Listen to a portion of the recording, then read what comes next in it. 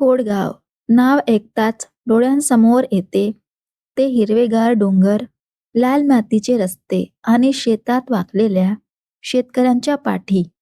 August महिन्यातील एक पावसाळी सकाळ होती. गावाच्या टोकाला असलेल्या छोट्याशा खोलीमध्ये एका नवजात अर्भकाचा रडण्याचा आवाज येत होता. त्या मुलाचे नाव होते रमेश. रमेशचे वडील रामचंद्र शेतकरी होते.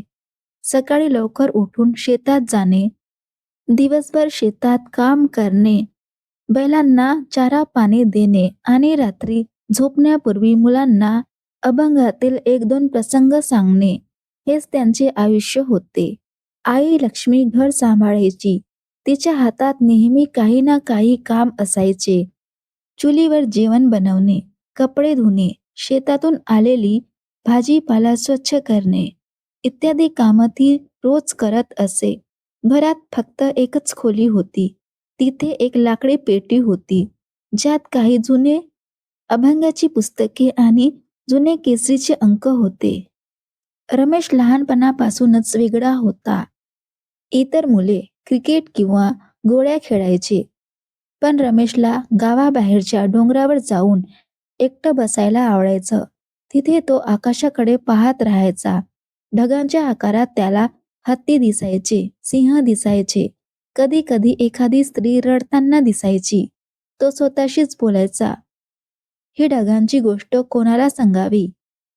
तो लहान असताना शाळेत त्याला पहिली दुसरीत चांगले गुण मिळाले होते, पण तिसरीत गेल्यावर त्याची भेट झाली पांडुरंग सरांशी. पांडुरंग सर हे नवीन शिक्षक होते. ते फक्त अभ्यास शिकवत नव्हते, ते कथा सांगायचे. शाळेच्या शेवटच्या तासात ते मुलांना गोळा करून बसवायचे आणि कथा सांगायला सुरुवात करायचे. एका गावात एक गरीब मुलगा होता. त्याच्याकडे खेळण्यासाठी फक्त एक लाकडी बाहुली होती, पण त्याच्या मनात एक मोठे स्वप्न होते. तो कवी होणार. लोक त्याच्या ओळी ऐकून रडणार आणि हसणार. रमेश डोळे मोठे करून ऐकत असे. एक दिवस सरांनी विचारले, रमेश तुला काय व्हायचंय?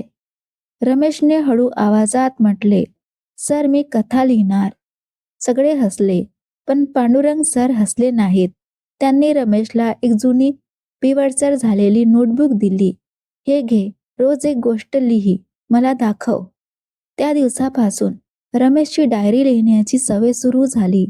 पहिली ओळ, आज पाऊस पडला, शेतात पाणी भरले, आई म्हणाली देवाने दिले. हळूहळू त्याच्या ओळी लांब होत गेल्या. तो गावातील घटना लिहायचा.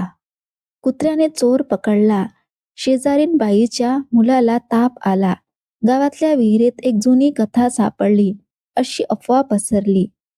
काही वर्षांनी रमेश 10वी पास झाला. गुण कमी नव्हते, पण वडिलांचे म्हणणे ठाम होते. शेती सोडून काय करणार? लेखनाने पोट भरत नाही. पण रमेशच्या मनात काहीतरी वेगळे होते.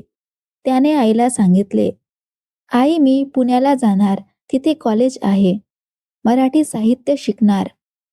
आई रडली, बाळा तुझ्या वडिलांना सांग.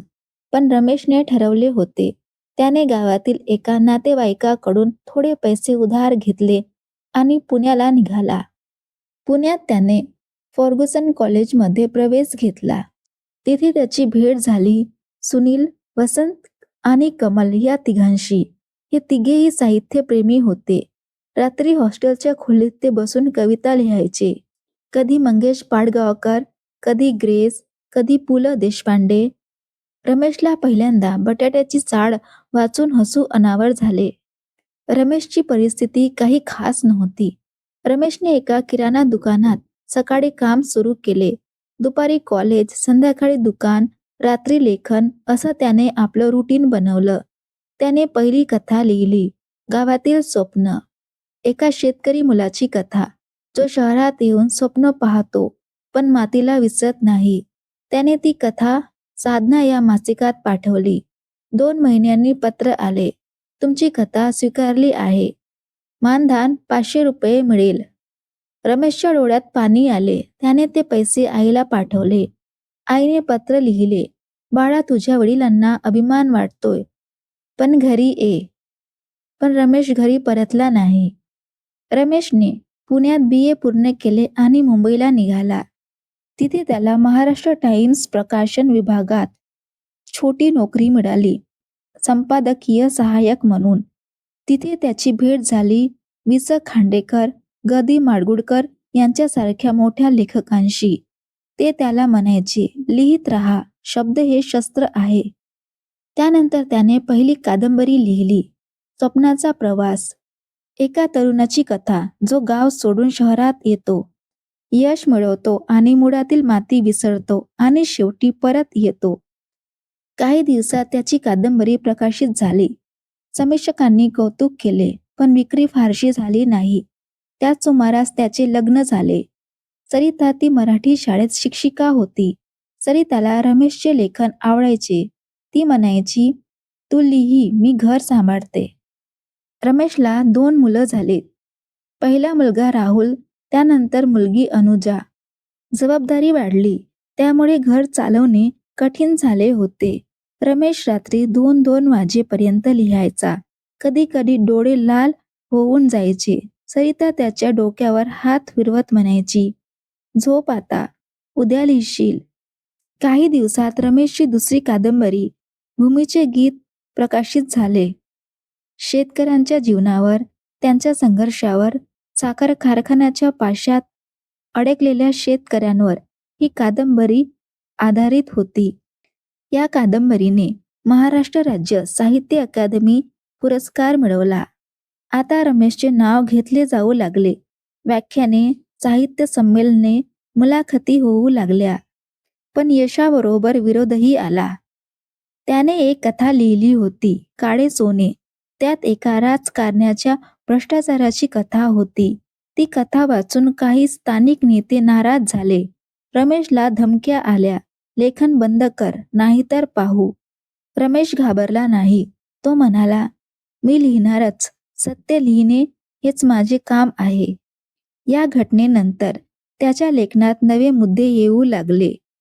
दलितांचे प्रश्न, स्त्रियांचे हक्क, पर्यावरणाचा नाश, शहरी ग्रामीण दरी. त्याची कादंबरी अंधाऱ्या खोलीतून खूप चर्चेत राहिली. वर्ष वाढत जात होती. वर्षानुसार त्याचे वयही वाढत जात होते. रमेशने आता 60 पार केले होते आणि वयानुसार त्याला शारीरिक विकारही होणे सुरू झाले होते. हृदयविकार, मधुमेह असे बरेच त्रास त्याला होत होते. डॉक्टर त्याला म्हणायचे, आराम कर. काही दिवसात रमेशने कालचे स्वप्न नावाची आत्मचरित्रात्मक कादंबरी लिहिली. त्याच वर्षी त्याला साहित्य अकादमी पुरस्कार मिळाला आणि त्याच वर्षी तो कोडगावाला परत आला. गावात त्याने एक छोटी लायब्ररी उभारली. नाव ठेवले पांडुरंग सर स्मृती ग्रंथालय, जिथे तो दररोज येऊन मुलांना कथा सांगायचा. दिवसेंदिवस रमेशची तब्येत आणखीन खालावली. त्याने शेवटची कथा लिहिली, लेखकाचा प्रवास. त्यात त्याने लिहिले, मी जन्मलो तेव्हा माती होती, आता मातीच राहणार. पण मधल्या काळात मी काही शब्द विणले. ते शब्द जर कुणाच्या मनात उरले तर माझे आयुष्य सार्थक झाले असे मी समजतो. आज कोड गावात ती लायब्ररी आहे. मुलं तिथे येतात, रमेशच्या पुस्तकाचे पान उलटतात आणि कधी कधी कुणीतरी हळूच म्हणते, तो लेखक होता ना, ज्याने आपल्या गोष्टी लिहिल्या.